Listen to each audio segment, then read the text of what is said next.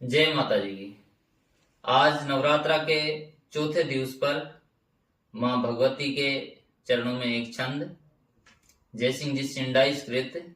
छंद त्रिभंगी।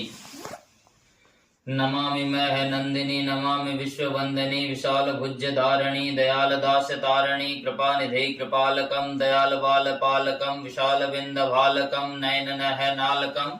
न जान वेद नारदम सदा जपंत सारदम नमामि भक्त वत्सलम अनाथ विरद उज्ज्वलम नमामि सिंह वाहिनी सदा सुमत दायिनी नमो हिये निवासिनी अज्ञान दोष नाशनी अचिंत रूप ईश्वरी नमो अधीश्वेश्वरी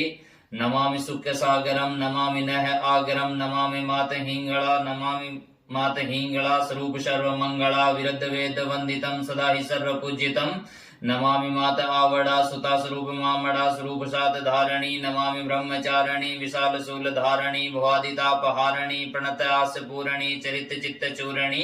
समंद नीर सोखणी रवि उगंत रोकणी थिरा गति जथामणी महासमर्थ मावड़ी महासमर्थ मावड़ी महासमर्थ मावड़ी।